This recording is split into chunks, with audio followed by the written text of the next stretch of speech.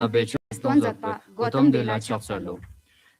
by great compassion, you taught the Immaculate Dharma to dispel all perverted views. To you, Gautama, we pay homage.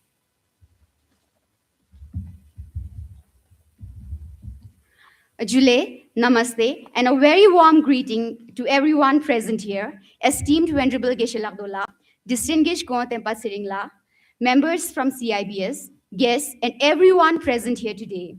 On behalf of Flying Dharma, I, Jigme Dolkar, and my friend Stanjin Siang warmly welcome you all to this special evening on challenging emotions and the kindness of His Holiness the 14th Dalai Lama. Today is very special for all of us because Flying Dharma and International Institute of Culture and Ethics are bringing together something we've been working on for years. We are not only here for a meaningful session, but also to celebrate the launch of very three special books that our team has worked on with so much time, effort, and love. And honestly, after working on them for so long, what else could be a better moment than this in the presence of Venerable Geshe Lhakdor, Sh.Tenpa Tsering, guests, and of course, all of you who have shown up here. So, on behalf of Flying Dharma, we once again welcome you all to this very special book launch and on this very special gathering, and especially on a very special discourse. So, may we have a big round of applause to all of you who have showed up for this special gathering. Before we begin, I would like to take a moment to share that Flying Dharma has recently successfully conducted the Shantideva Retreat 2.0 in two batches. So basically, it has happened Shantideva Retreat 3.0. And the response has been much more than we expected, to be honest. I mean, when we begin, our team members would be knowing that we have been planning only for a limited 50 to 60 number of students. Can you imagine? But in just less than 24 hours, we received more than 250 registrations for the retreat. So, yes, thank you so much. So we decided to conduct in two batches so that more and more students could be benefited from this. And at Tikse Sherab's Tsering Library and Learning Center, under the guidance of Venerable Geshe Lhakdor, finally, it has been concluded with a proper and a meaningful session. And of course, I wanted to thank Venerable Geshe Lhakdor on behalf of all the retreat participants that it was not at all easy. And in a short span of time, he accepted our request, not only for the batch 1, but also for the batch 2. Although he has a very tight and hectic schedule, but Geshe La has spared his precious time to be among us here, not only for the retreat, but for this evening session also. So may we have a big round of applause to Geshe La.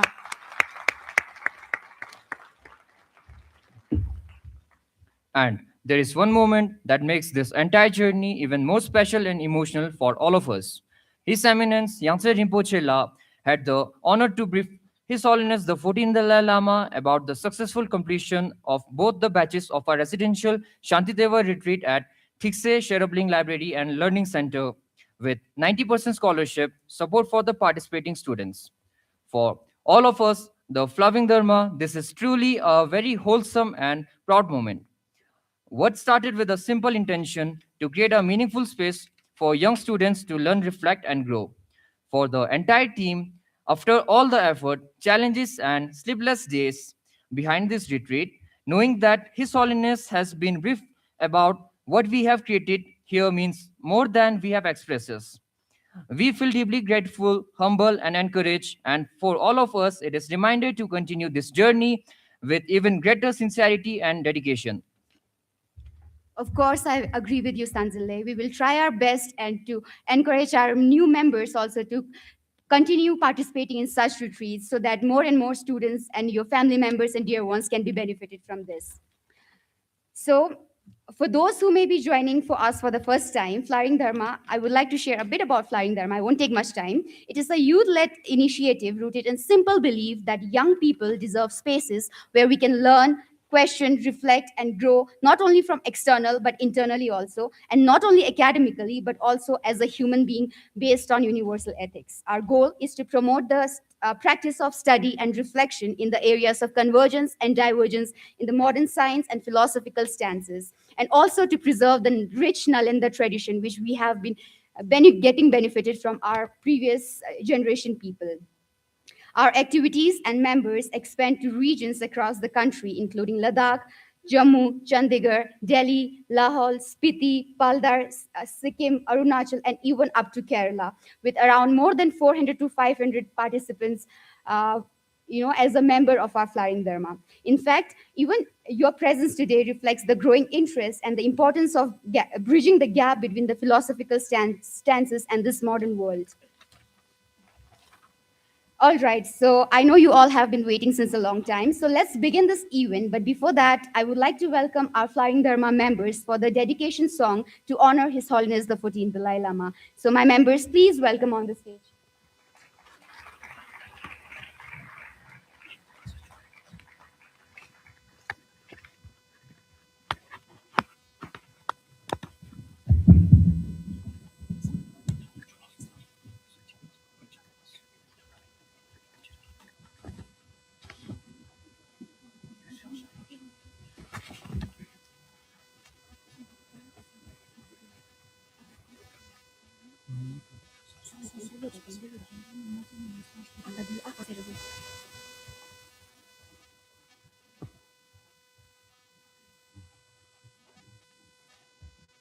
Guys, chalo na, chalo.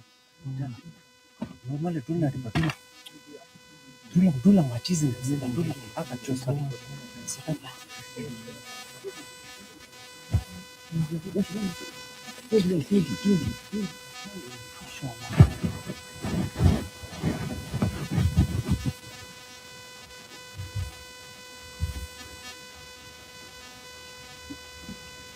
So nothing I will start immediately. I request more Lina and Elizabeth Vikinagora to please write the lamp of candles of this Vietnam Lina.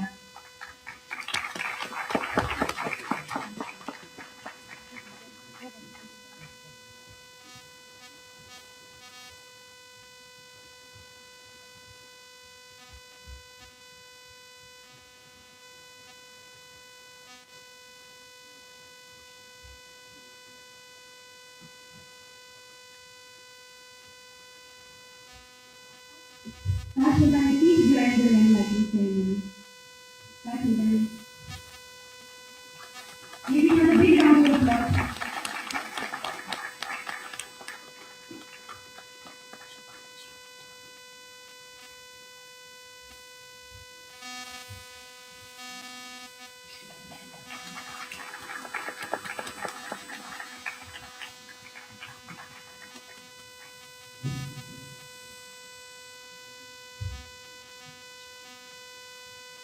Thank you so much, Regina, and more Lina.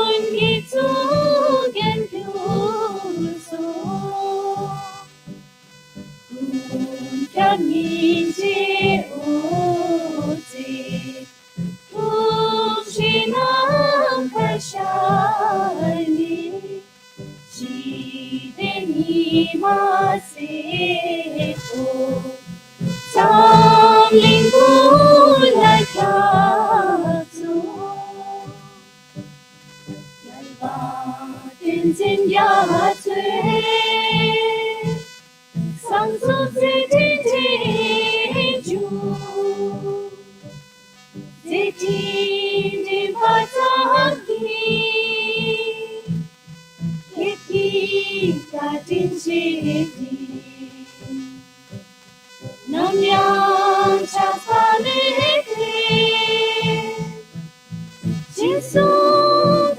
chube isinurgo Lama Inting Gato Shide Depe Ishinurgo Lama Inting Gato Shide Depe Shide Depe Shide Depe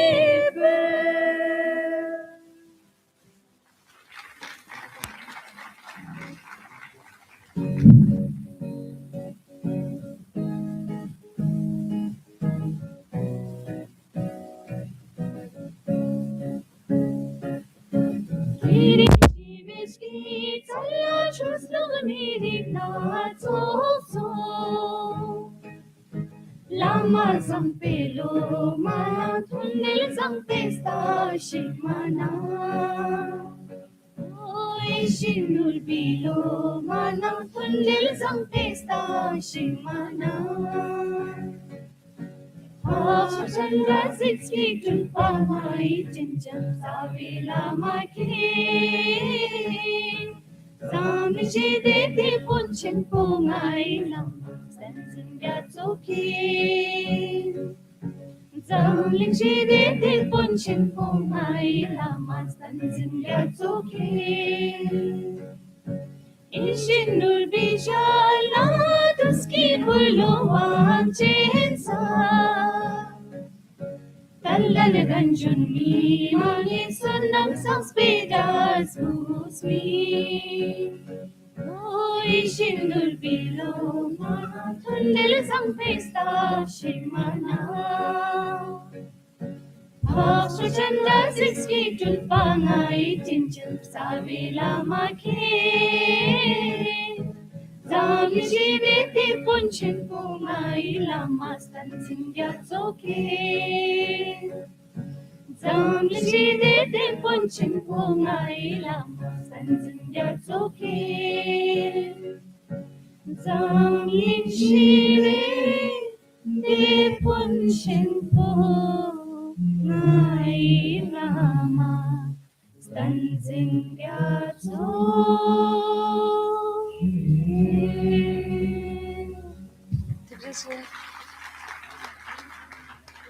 Thank you so much, Arvind. We offering the well-being of his knowledge of the Dalai Lama so that he can continue to enemy the path of love and compassion he has been doing for you. And also for the well-being of all of you, and make the compassion in this understanding. So now, let's move to our next part of our program. It is our honor and privilege today To introduce our distinguished Tenpa Tsering, former Secretary of His Holiness the Dalai Lama. Tenpa Tsering has had a long and distinguished career in the Central Tibetan administration, serving in various capacities for over 4 decades. He served as the Secretary in the Department of Information and International Relations as Kalon of the Department of Home, and later as Kalon of Information and International Relations. He has also served as the representative of His Holiness the 14th Dalai Lama in Delhi and traveled extensively in his service to His Holiness and the Tibetan cause. Beyond his official responsibilities, he has always been actively associated with our Flying Dharma members since our senior members. And he is one of the key person who has helped us initiate the journey of global launch of Sea Learning program. And he has been truly, truly an inspiring person and a guiding light to all of us. And he has introduced us to this program. And now that's how Sea Learning has begun. And more than 3,000 teachers in Ladakh have been trained so far. So I request Tenpa Tsering to please enlighten us about the contributions of His Holiness the Dalai Lama and the 90th years of compassion and love His Holiness has been spreading since years. Thank you, Tenpa Tsering.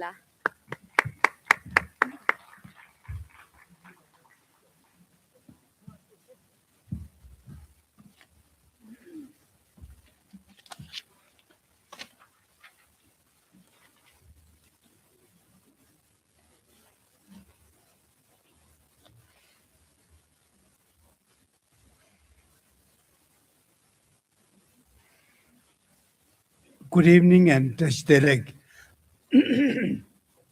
Sorry, I'm getting a sore throat, So what I've done is I've written down what I wanted to convey, very brief, and so that it wouldn't take much time and it'll be rather concise.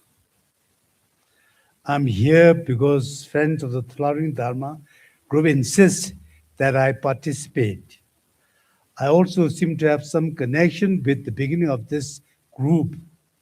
When I was posted in Delhi as the representative of His Holiness the Dalai Lama, I think it was around 2016-17, we made an attempt to bring together Tibetan Himalayan students and youth in Delhi to meet, exchange ideas, celebrate occasions such as Losar, etc. Unfortunately, that initiative did not progress very far. I'm therefore particularly happy that some of the young Ladakhi students continued the idea and formed this group, which has been organizing teaching sessions and other activities.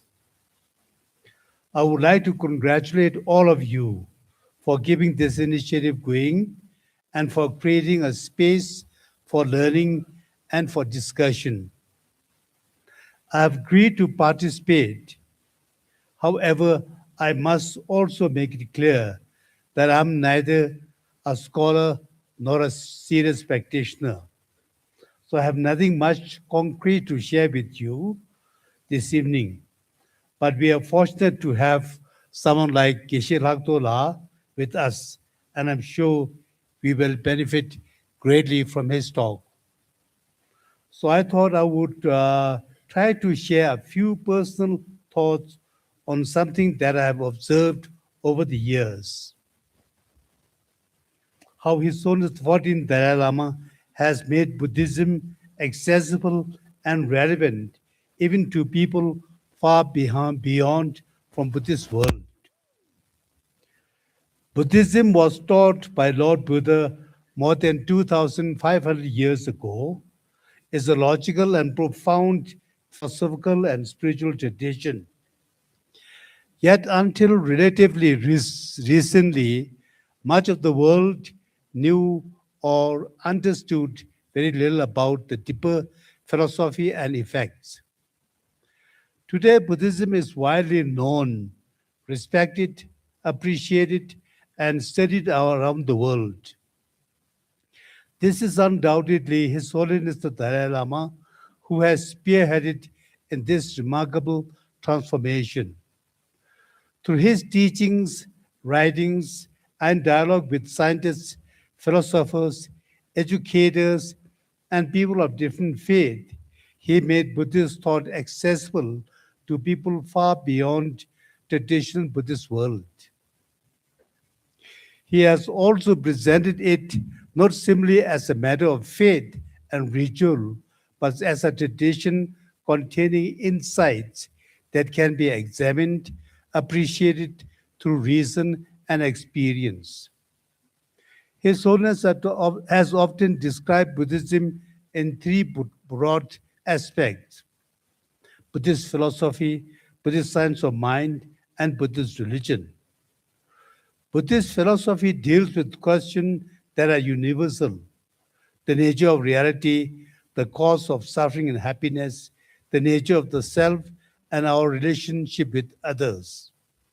Buddhist science of mind, particularly the study of the mind and emotions, represents centuries of careful observations and contemplative practices. It offers interesting insights into how the mind works and qualities such as compassion, concentration, and emotional balance can be cultivated.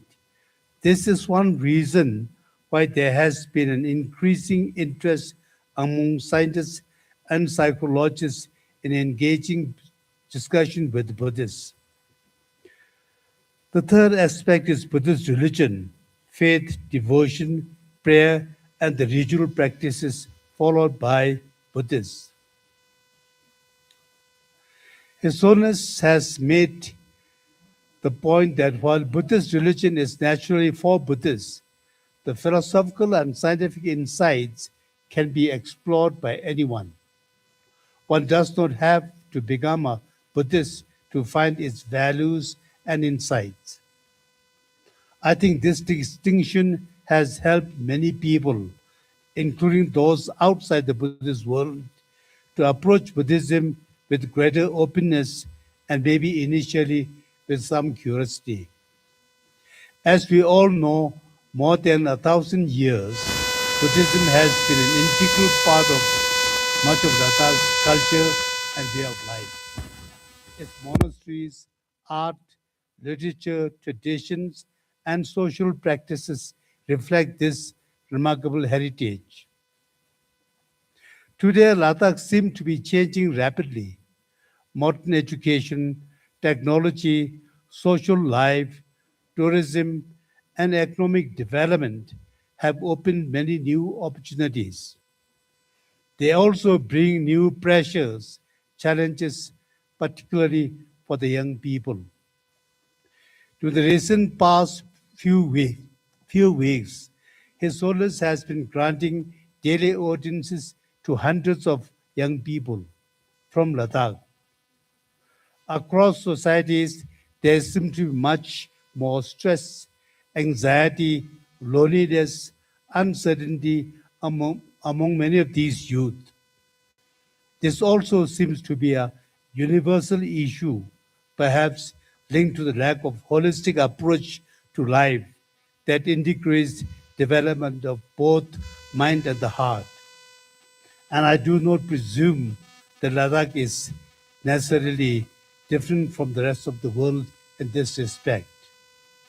But perhaps Ladakh has something quite valuable in its own heritage that can help meet these challenges.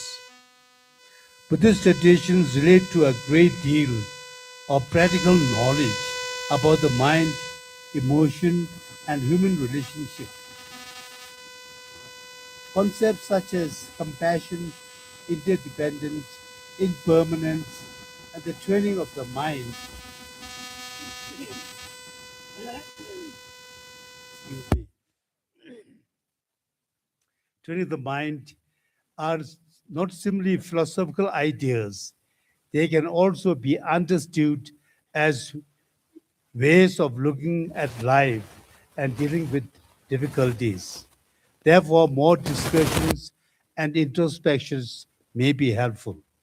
And I think this is where His Holiness's approach is particularly awakening for the younger generation. He does not ask young people simply to accept what they are told.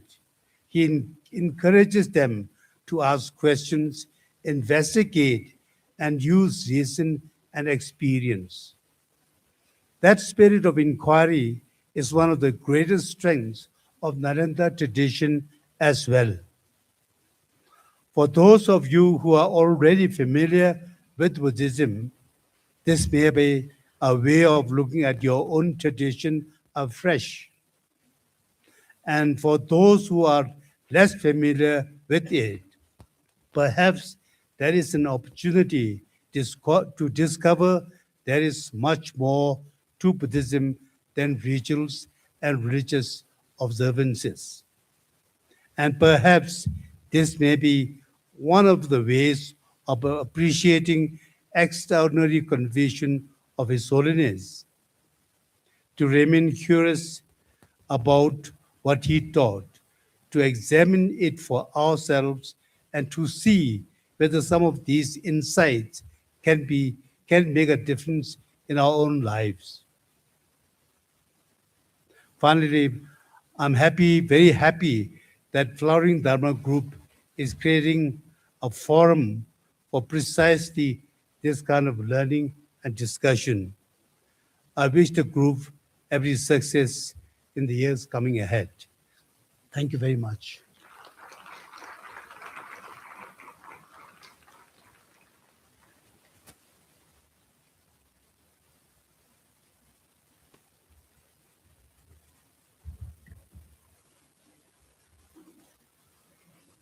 Thank you so much, sir. for sharing your valuable thoughts, and for giving your presence precious time. Once again, thank you for your precious words. It is a great moment hearing you, sir, about how people far beyond can think under guidance of His Holiness Dalai Lama in terms of science, concentration, emotions balance, philosophy, compassionate heart for everyone, especially the youths.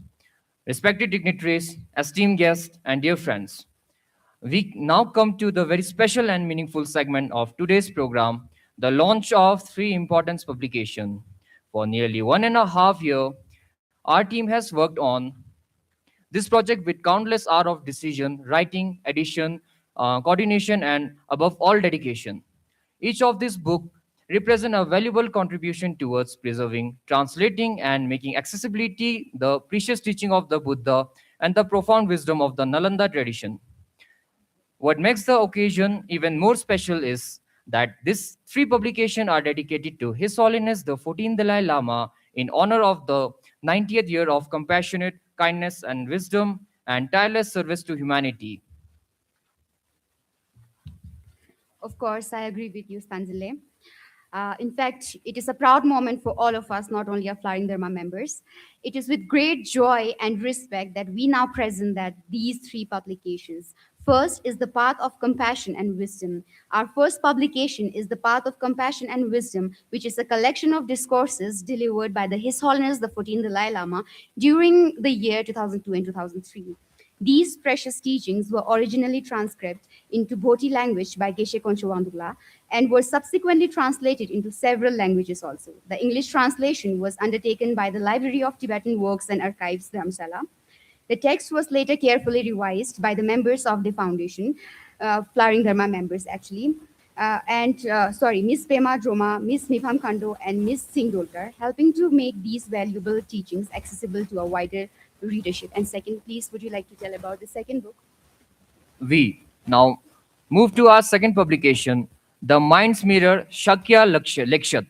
This valuable work was translated by the late Dr. Lobsang Jampel and published by the Ladakh Ratna Shri Deepika. Previously, the work was available primarily in an older printed edition. With the kind permission of the late Dr. Lobsang Jampal, the text was later retyped and reformed into an accessibly digital version. This effort has helped make the work easier to contemporary reader to access, while also preserving the earlier printed edition and its valuable legacy.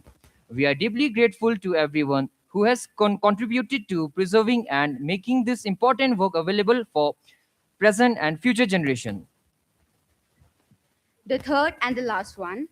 The title of this work is Miscellaneous Notes on Instructions on Training the Mind in Bodhicitta, presented in our very own Bodhi language. This work is based on the book written by Puchok Ngawang Chambar Rinpoche concerning the teachings of J. Dukhang Gelek Gyatso, who was born in Zangla. The book was later carefully edited by again Geshe Lhakdor, who plays a very crucial role in all these books, helping to preserve and present these valuable instructions on the cultivation of bodhicitta, Changchuk Sem, for readers today.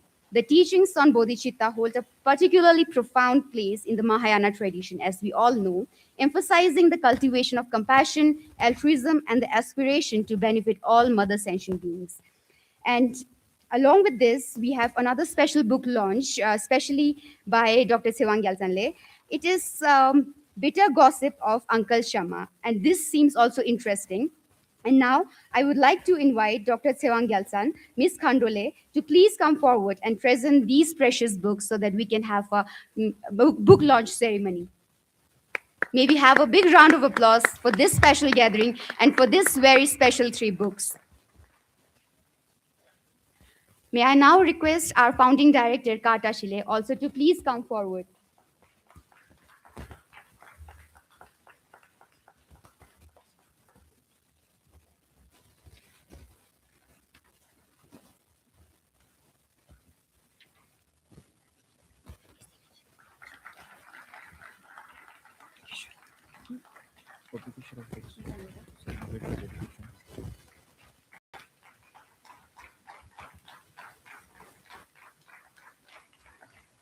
May we have a big round of applause because our team has dedicatedly worked And finally, the launch is taking place under the guidance of Venerable Geshe Lhakdor and Sh.Tenpa Tsering.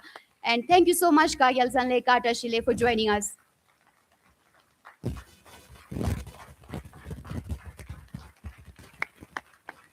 This truly feels very inspiring, and I once again congratulate everyone who took part in it and tried their best to make this book launches possible. Once again, a big round of applause to the team members also.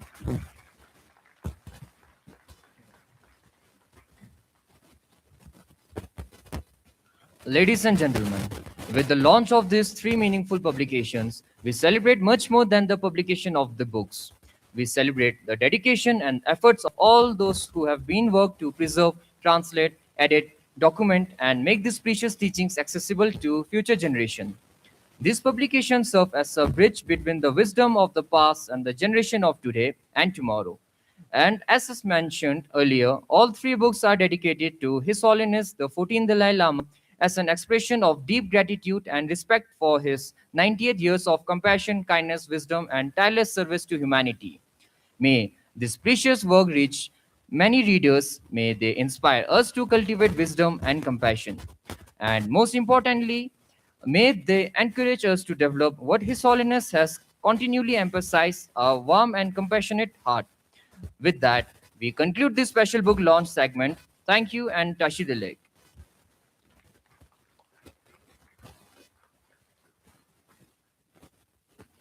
And now we have come to the heart of this special gathering, the session on challenging emotions and the kindness of His Holiness the 14th Dalai Lama. Whenever we seek clarity in confusing times, we naturally turn toward those rare teachers, I'm sure you all will agree with me, who combine wisdom with compassion, not only compassion, but also skillful compassion. And I'm sure the students who have come from the retreat members will also agree with it. Logic with humility, and ancient understanding with modern relevance. Our speaker this evening is very special and one such true guide. Through his lectures around the world, he has inspired thousands of students, scholars, and even scientists and spiritual practitioners.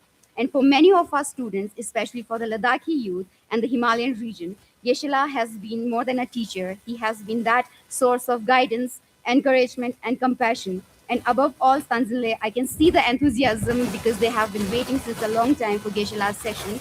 So let me give a brief introduction of Geshe-la before Geshe-la begins. It is a privilege to welcome Geshe Lhakdor. He is a distinguished Tibetan scholar, teacher, and a translator, born in Yakra, Tibet in 1956. Can you imagine he is 74 years old and he is still energetic than most of us present here? He has served as the English translator for His Holiness the 14th Dalai Lama for nearly 16 years. And he currently serves as the director of LTWA, Library of Tibetan Works and Archives in Dharamsala. He is also an honorary professor at the University of British Columbia, Canada. With his profound knowledge and dedication to preserving Tibetan Buddhist wisdom, Geshe-la continues to inspire people across generations. It is truly an honor to have him here with us today. So before we welcome Geshe-la, once again I want to thank Geshe-la from bottom of our heart on behalf of all the Flying Dharma members and the retreat members. Thank you so much, Geshe-la, once again. Now, please may you begin with and enlighten the students on the challenging emotions, Geshe-la. Thank you so much.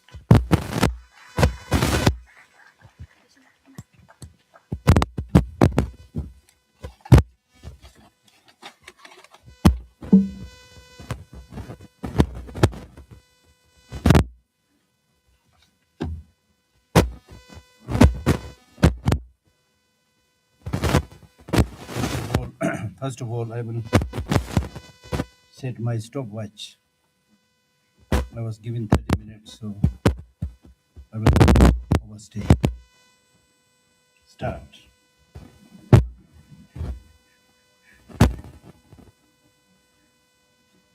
My respect to Nembala and all the dignitaries sitting in front and all the energetic youths.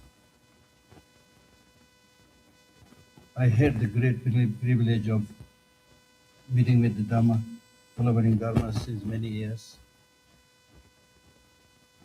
Recently, I had the privilege of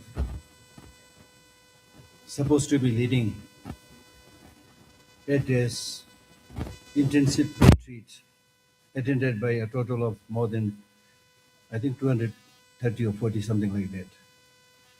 And I was so inspired. And I had to give 4.5 hours of supposed to be also discussions.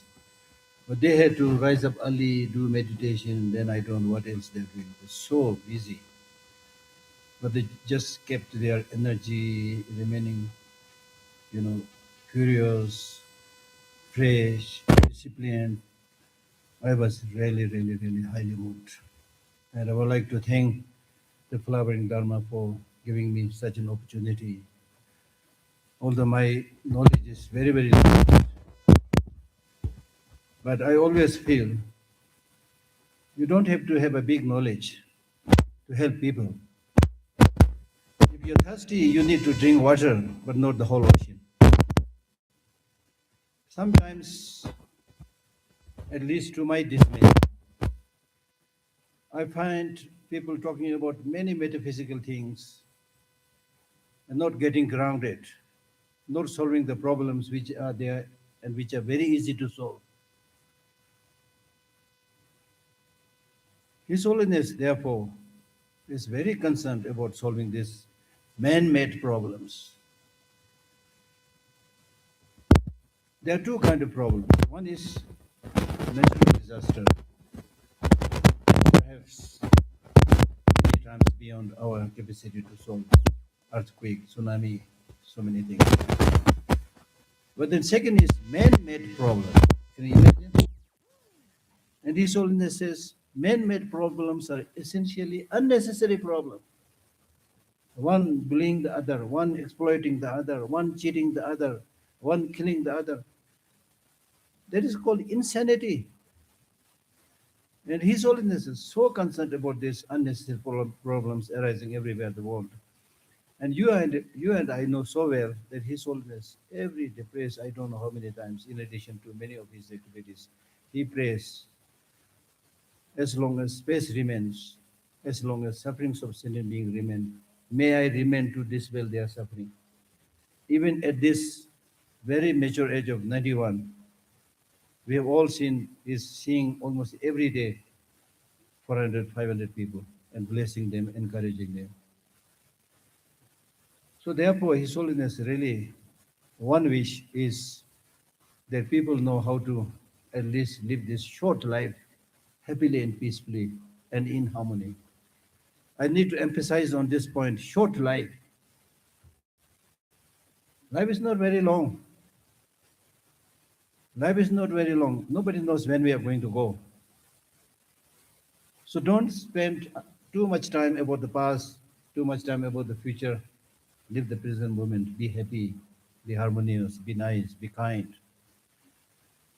And whenever I think about this, I am highly struck by the teaching that the Buddha gave. When he was requested to give the teaching, he said, no, no, no, I have nothing to teach. And the little bit that I can is very profound. You will not be able to understand it. So leave me in peace. And after repeated requests, when finally he gave the teaching, the first teaching that he gave was on impermanence and suffering, meaning that everything is changing.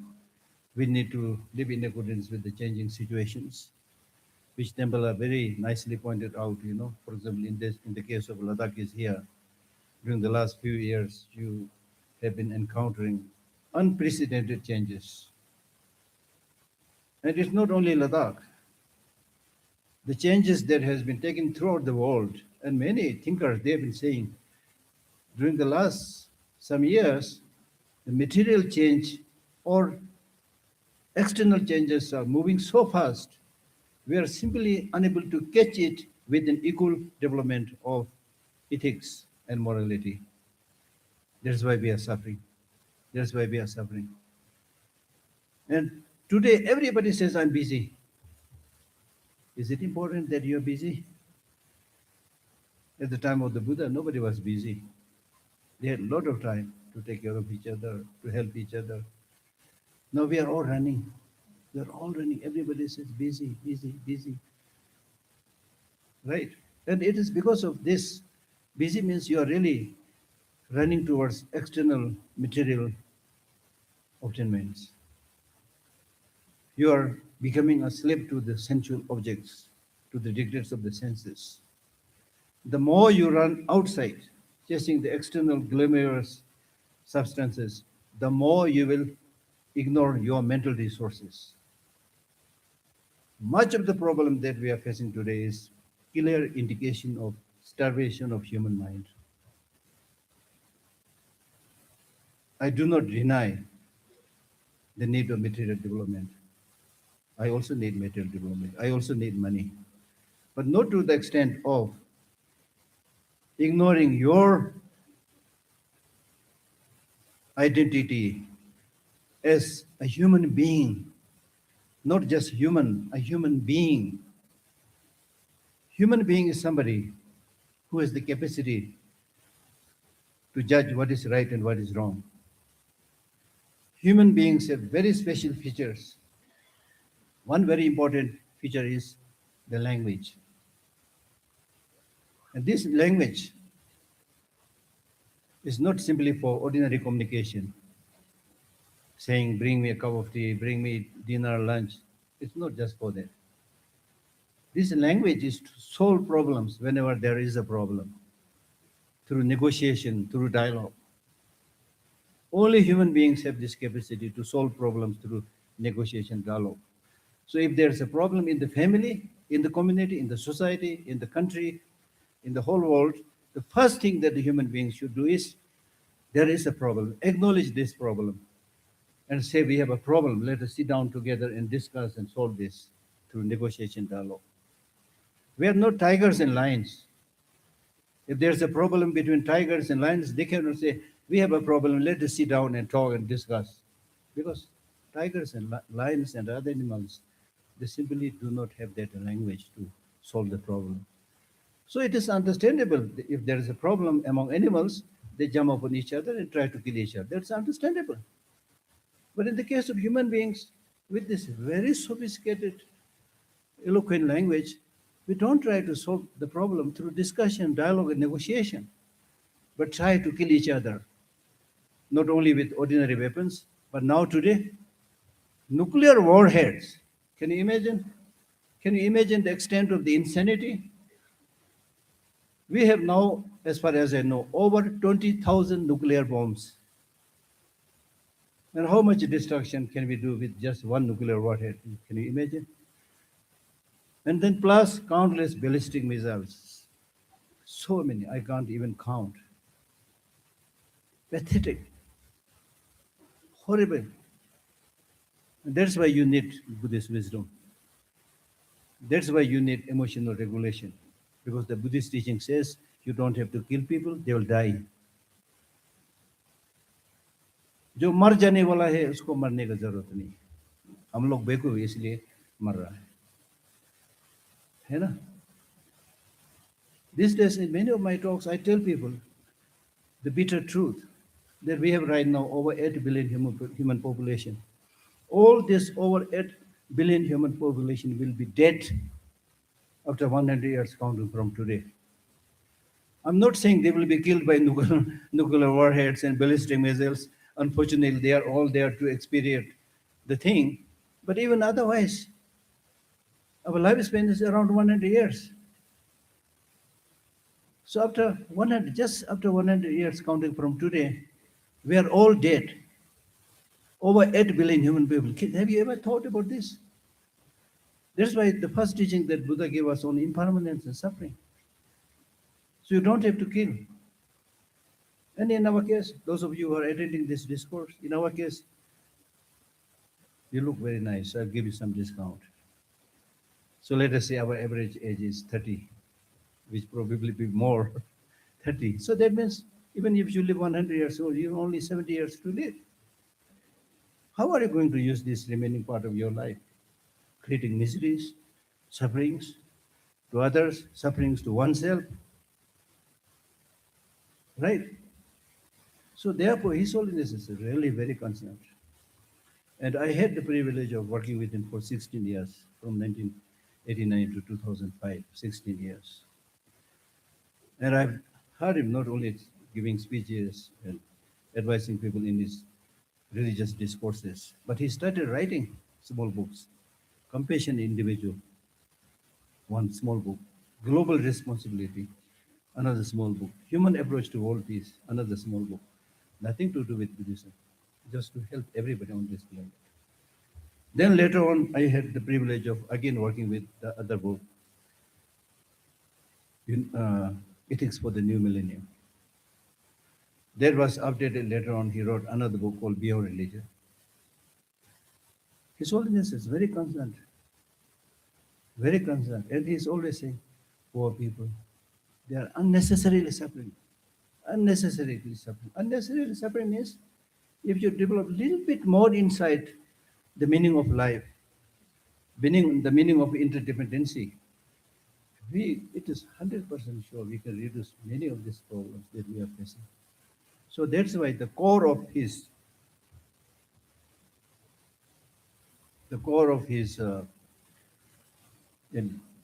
in order to benefit people, therefore he commissioned this program of teaching secular ethics in universities, in institutions, wherever possible.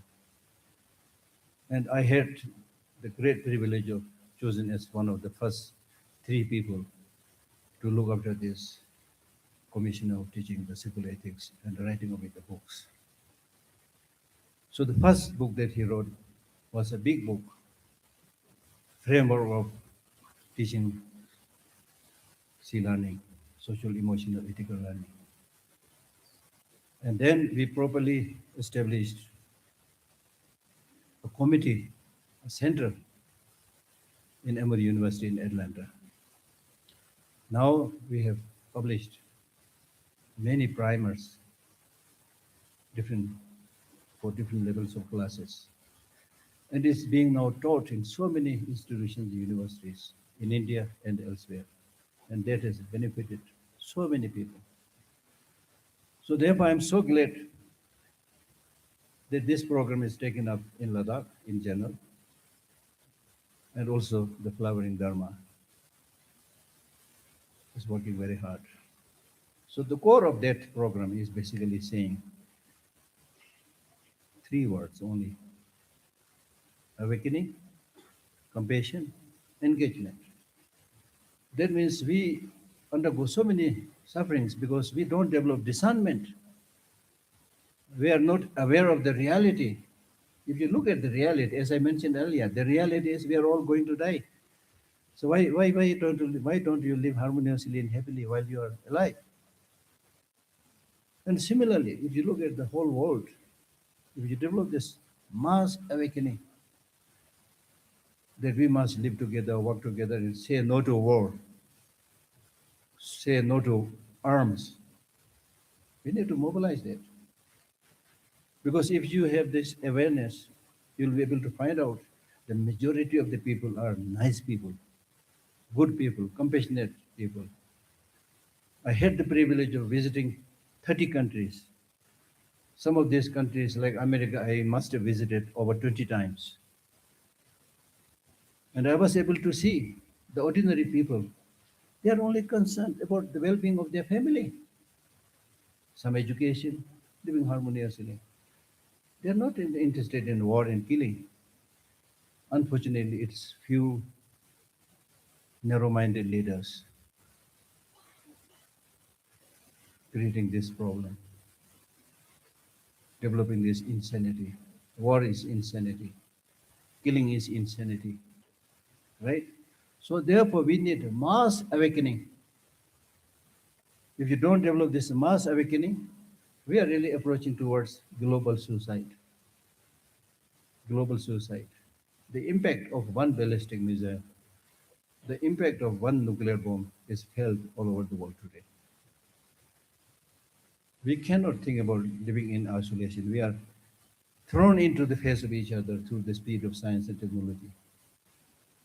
Something unfortunate may be happening some other corner of the world. Tomorrow it may be your turn if you remain unconcerned. So it is for this purpose of global awakening. The first Very important point taught in sea learning or secular ethics is awakening. Know the reality, how closely we are interconnected, how closely we are interdependent.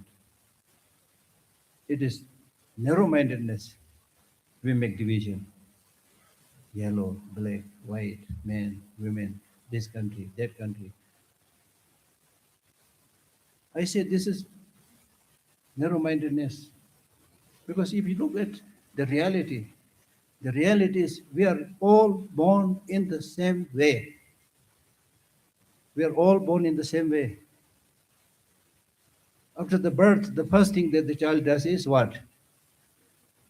My students, please help me. Crying. Yes, you all know that. Crying. And by crying, what do you think the child is asking?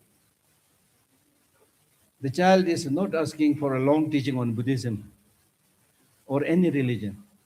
The child is asking for unconditional love. That's why His Holiness is talking not about religion, but about secular ethics. In individual case, yes, you might like to follow particular religion, that is okay. But His Holiness is concerned about the whole world. When you think about the whole world, then we have believers, we have non-believers. We also have people who are anti-religion. Your particular religion will not be able to solve their problem, right? So therefore, there must be a universal ethics. Universal ethics. In our own individual case also, it is really no fun talking about religious practice unless you know how to live as a human being. First, you should learn to live how as a human being, not as a religious person. Right? As a human being. Then after that, maybe some religious practice. Next life, maybe there. God may be there. Buddha may be there. But these are almost like, unfortunately or fortunately, these are distant realities. What is our present reality? You're already born on this planet. You want happiness right now. You want money. Fine, you need money. You need to make material progress. It's a part of the program of the sea learning. I was once reading some teachings by Guru Pema Sambhava on secular ethics. Can you imagine? All these teachings on secular ethics, they are in all the ancient Buddhist texts by Nagarjuna Kibosotik. There is a text called Nourishing the Individuals, Secular Ethics. So there, Guru Pema Sambhava said, human beings need human relationships, marriage, increasing the population, living harmoniously and happily with brothers, sisters, father, mother. Then plus need for wealth. All this is needed. So there's nothing wrong with that. And what is going wrong is we only run after sensual objects, something to see, something to listen to, right? Entertain only the five senses and forget about the big need of the mental consciousness. So despite of collecting all the material substances and gadgets, you feel something missing because you don't have these inner resources. When one of your family member dies, your wealth will not help you unless you have solution from within yourself, unless you know thing about reality, right? So therefore, all the solutions they are inside: compassion, love, all these things, and all these good qualities are, luckily, they are all free. But unfortunately, in our case, what is free, we don't pay much attention. What is costly and what is junk food, we pay so much attention. Air is free, water is free, and you will not drink that free water, instead, Coca-Cola. Right? This is our tragedy. So therefore, it is really important to come back to come back and learn to live with the nature. Learn to live with the nature. That's what Buddha taught. The foundation of Buddhist teaching is true truth, which means law of nature. Now look at law of nature. Does law of nature make discrimination? If there is an earthquake, does it say that I will only move the Ladakhis and not shake the tourists? It will not say. It will shake everybody. When the sun shines, it will not say I will shine only on the tourist, not on the Ladakhi people or something like that. So even if there is a sunshine, you will get equally that sunshine if you have not built the building in the wrong direction. Those people who construct the building in the wrong direction, window on the wrong direction, door on the wrong direction, they never get sunlight. So it is our problem, our mistake. So nature does not make discrimination. And who is making discrimination? Not so intelligent human beings. These days, when I am a little bit upset, then I use the word stupid human beings. But at least I'm going to say this time not stupid human beings, but not so intelligent human beings. We call ourselves intelligent human beings, right? Because we say I have so much information through the mobile phone, TV, and so forth. But believe me, much of the information that you have is junk information. You don't even know how to make distinction between right information and wrong information. And because of wrong information, you don't have the right knowledge. Because you don't have the right knowledge, it is impossible to have wisdom. We are lacking wisdom. So therefore, improving your way of life. In Tibetan we call sultan. For ethics we call it sultan. Sultan means proper way of life. Proper way of life is life. There's one life which lives in accordance with the law of nature, which tries to take care of everybody. Right? So therefore, the first and most important thing is awareness. With awareness, we'll be able to live a life which is not antisocial. We live a life which is pro-social. Secondly, with awareness, you'll be able to regulate your emotion. If you check carefully how are you living your life, most of the time you are not living your life using reason, do you? Although we say reason is very important, caution is very important, but in our regular life, we don't use reason. We run after our feelings. This is what I want. This is something that I don't want. You run after feelings. So because of that, your emotion is very important. Therefore, it is important to make a distinction between the positive emotion and the negative emotion. Negative emotions are your enemy, basically. Like anger, it's your enemy. Attachment is your enemy. By the way, what is the definition of enemy? Enemy is somebody who harms you, harms your relatives, harms your name and fame, harms your money. Negative emotions does exactly like that. Is there anybody who says that today I was very angry, so I really enjoyed the day? Is there anybody?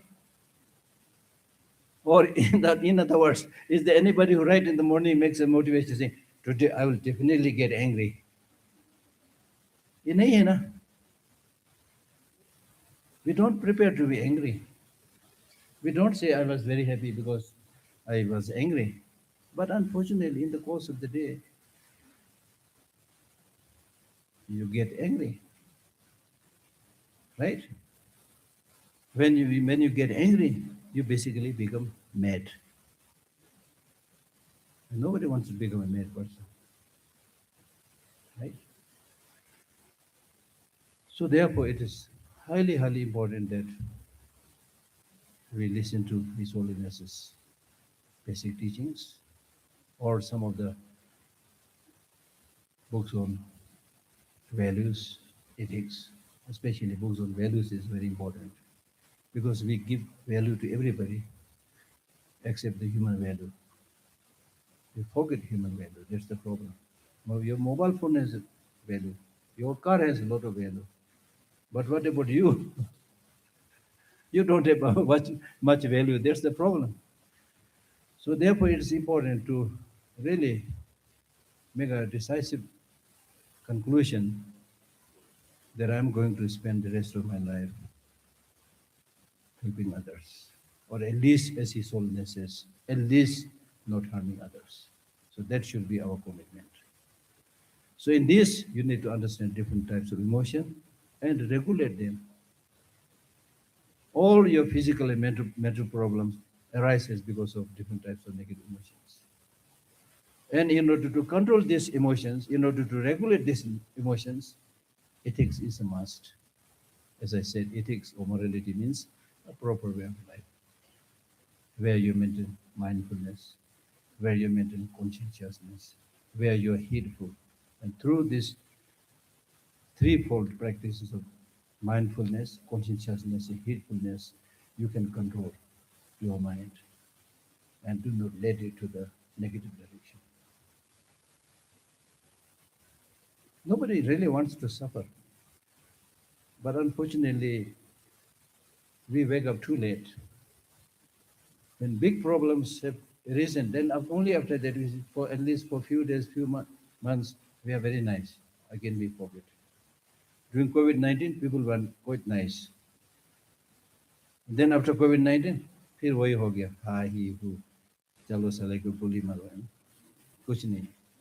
ऐसा नहीं होना चाहिए, ऐसा बिल्कुल नहीं होना चाहिए, ऐसा नहीं होना चाहिए. मैंने कई बार देखा, when I was traveling, when I was flying, when you sit in the aeroplane, then everybody acts like a gentleman, gentlewoman. Nobody wants to talk to each other. I am equally great. At the most, you'll say, "Aye." Not more than that. You heartily smile. But then, in the midst of the air, when the pilot makes an announcement, ladies and gentlemen, we are entering the zone of turbulence. Tie your belt. As soon as people in that aeroplane hears that announcement, everybody melts and starts looking at each other. This is reality. Because when you actually face the problem, pretension doesn't work. I always tell people we are really like a bunch of people who are traveling in a turbulent sea in a small boat, which is nearly toppled, you know. So let us say this small boat has like say 30, 40 people from 30 different nations. And when the ride is smooth, then everybody, okay, is forgetful of the important things. But suddenly when the sea becomes turbulent, then they all become very nice to each other. And we are in fact living in a turbulent world today. Unfortunately, we have invented all these destructive weapons, and these destructive weapons are given in the mind of insane people. What happened in New York is a reminder, and it's happening everywhere, right? So therefore, much before this problem arises, we need to wake up. We need to wake up and be nice to each other, help each other. And if you do that, then problems like the drug addiction that is happening here will not be there. Drug addictions are happening here, for example, because on the one hand, there is a very quick material development, and this material development, every young boys and girls cannot enjoy because some of them may be very poor, and then they feel empty inside. Then they resort to drug and all other unhealthy habits. So it's very important that we all work together to reduce this menace of drug addiction. And in the role of teaching values and helping people, leaders are very, very important. Ordinary people, they can try, but they don't have the power. Many of us don't have the money, but the leaders have the power. Leaders have the money. So they really should care about poor people, right? It is not healthy when you get a little bit money, then you try to compete each other. उसने मकान बनाया, उसमें कितना कमरा है? 6, अच्छा मैं 7 बना दूंगा. बेवकूफ. Really बेवकूफ. I want to say this, really, क्या फायदा है? And I've seen not only in Ladakh, everywhere, it's 1 or 2 person, 3-story building. पगलपन का भी कुछ हद होना चाहिए यार. Insanity, really. By that, you can never show your greatness. Your greatness is if you are able to help poor people. Your greatness is, as His Holiness always says, to be able to help poor people. Sponsor one child. Build one hospital. Those really, really needed facilities must be constructed. There are so many stories all over the world. There are people who are so greedy and want to show their name and fame, then build almost like a palace. Just after the construction of the palace, that person dies. क्या मजा है फिर? Really? Oh, I overstayed 1 minute. Sorry.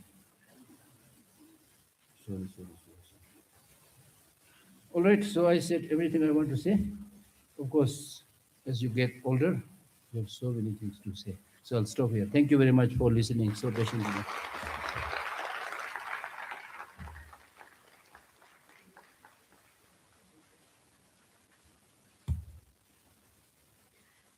Geshela, sometimes I wonder how can you be so energetic and enthusiastic all the time? I mean, for 30 minutes straight, he has like stood up and he has been sharing his insights with so much energy and enthusiasm. I mean, trust me, we went to Pangong yesterday together and came back today around afternoon. And since unlike many of us, like we feel so tired, but Geshela is so active and energetic. Maybe have a big round of applause to Geshela.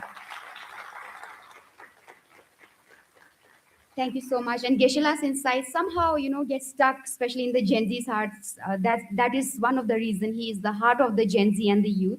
And because maybe of his way of sharing and this gentle humor in between and his straightforwardness, it is very popular among the Gen Zs.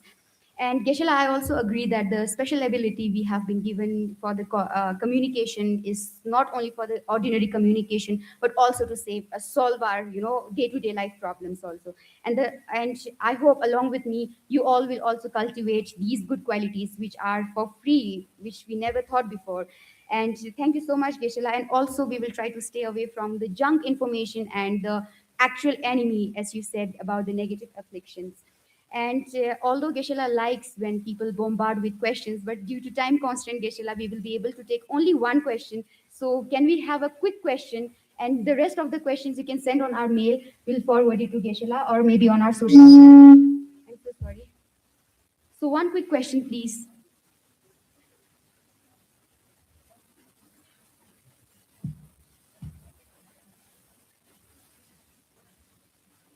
No questions? Okay, our youngest member, Chuangla, wants to ask a question. And she's actually very inspiring. She's just hardly 8 or 9 years, and you all need to learn a lot from her. She has got that confidence. I have a question for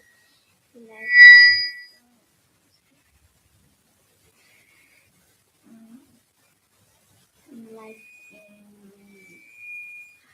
how did we came on this planet and like where did we come from? Where did animals come from? That's my question.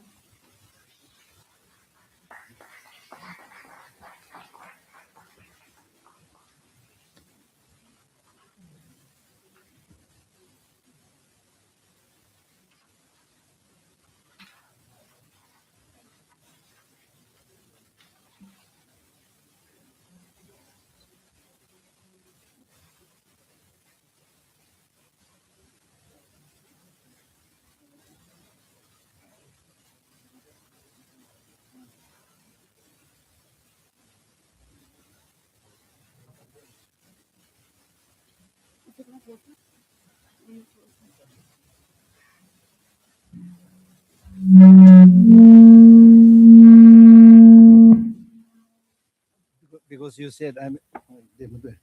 said I'm energetic, so I have to pretend that I'm energetic. So she attended 4 days of my workshop and asked very interesting questions. So when did your question? When did animals, human beings came into being? There is no point, one point of time where we say they started from there. It is a beginningless. And especially in the case of human beings were also animals in the beginning. Gradually, with a lot of struggle, we become human beings. In the beginning, we used to walk on the four limbs like other animals. Then we wanted to enjoy the fruits and crops. We jumped. Then finally, we are able to stand erect with our hands free. Right? Before that, we were animals, and we were one of the most. We were the weakest among the animals. We were the weakest. The lions kill one animal, they enjoy it. Human beings just standing. Then the rest, whatever is left, jackals and others come, we are not able to enjoy. Then everybody left, then we go and then lick the bone or something like that. That was the state. And this air was controlled by vultures, eagles. Human beings are nowhere there. Sea was controlled by tigers, lions. Human beings were nowhere there.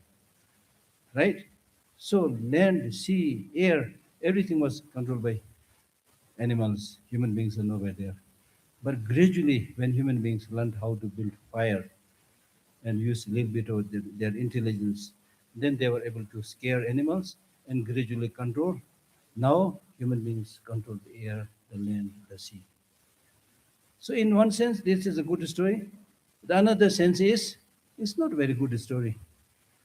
Because today, the greatest destruction on the planet is done by human beings, not animals. So, this is important for all of us to reflect. How did this happen? This happened because we have this smart brain, intelligence, and we misused it. Buddha, His Holiness Dalai Lama, and other great teachers, they used it in the right direction. They're able to benefit so many people. Then others, they misuse it, then started making nuclear bombs, ballistic missiles, and many other things. So we are suffering.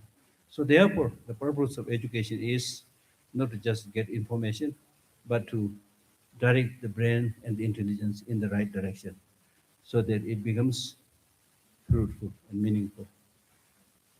Thank you. Thank you so much, Keshila, and thank you, Chuangla.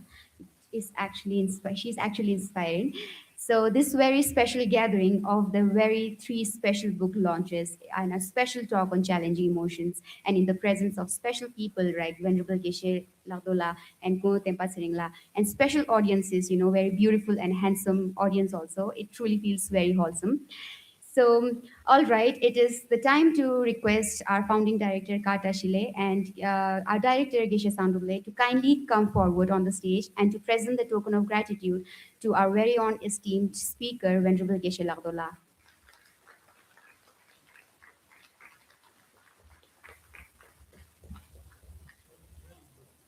I now request our youngest member, Choyang La, also to please come forward on the stage and present the token of gratitude to our Lama and our Guru, Venerable Geshe Lhakdor. I kindly request all of you to have a round of applause to Chuangla also.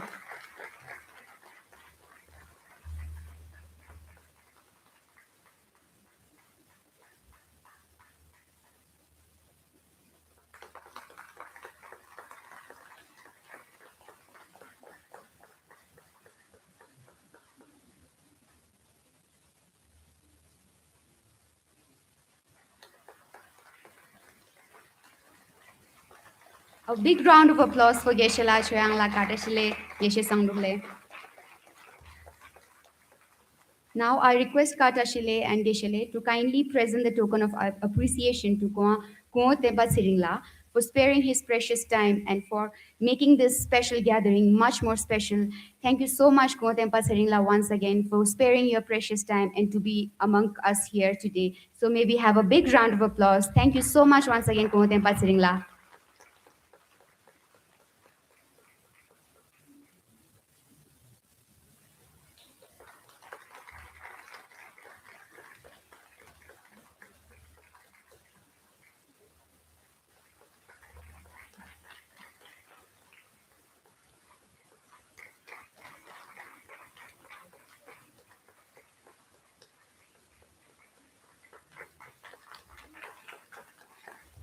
Now, I request Kata Shile and Geshe Sandule to honor and to present the token of gratitude to Kaj Holdanle, the Deputy Registrar of CIBS, without whose support this event would not have been possible. So, a big round of applause to Kaj Holdanle for his genuine support to the youngsters, to Flaring Dharma. He plays a very crucial role. And also, I want to thank all the members of CIBS, especially the Vice Chancellor. He had some important work, so he could not be present here. But it truly feels very special whenever we have any sort of conference taking place. CIBS always welcomes us like a family, especially Kachol Danla. Thank you so much, Kale.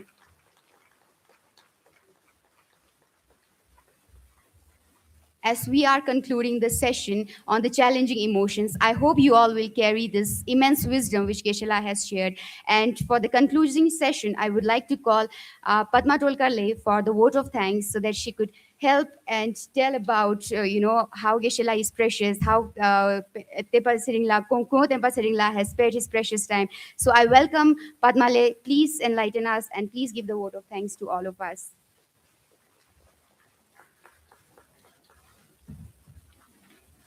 Good evening, everyone. As we come to the end of this meaningful gathering, I would like to express my heartfelt gratitude to everyone who has made this evening possible. Today has reminded us that the greatest challenges we face are often not outside us, but within our own minds. And learning to understand our emotions rather than being controlled by them is truly a lifelong journey. We are deeply honored to have received the wisdom and guidance of Venerable Geshe Lhakdor, who has so beautifully helped us look within, understand our emotions, and approach them with greater awareness, patience, and wisdom. I would also like to express my heartfelt gratitude to Kungo Tenpa Tsering, former secretary to His Holiness the Dalai Lama, for sharing with us the profound message of the kindness and compassion of His Holiness the Dalai Lama. His words have reminded us that kindness is not merely something we offer to others, it's a way of living and a way of seeing the world. Kungo Tenpa Tsering is also one of the key people who helped us initiate the journey of the global launch of Sea Learning program. He inspired, encouraged, and introduced us to the program. This is how Sea Learning journey in Ladakh began.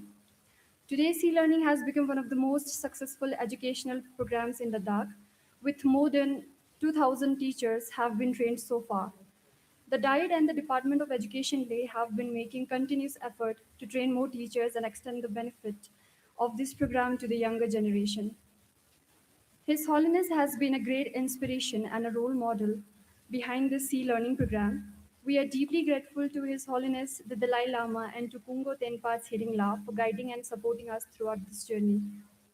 There is a beautiful saying, when we change the way we look at things, the things we look at change.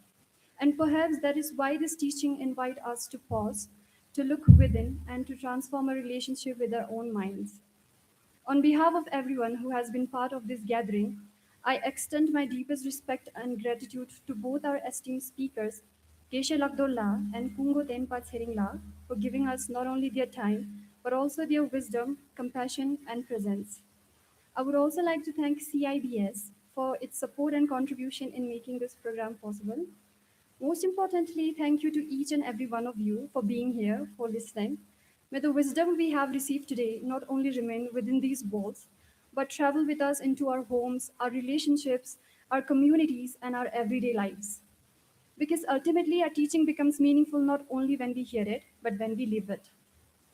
May we continue to choose understanding over anger, compassion over judgment, and kindness over indifference. Thank you all. May you have a peaceful and beautiful evening ahead. Jule.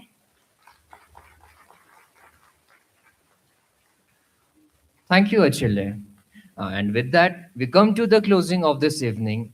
But perhaps the most important part begins after we leave this hall. We can listen to the beautiful teachings, read a meaningful book, or attend a powerful conversation. But its real value lies in what we carry into our own lives. May we live today with a little more awareness of our own minds, a little more patience with ourselves and others, and a little more courage to meet challenging emotions with understanding rather than fear.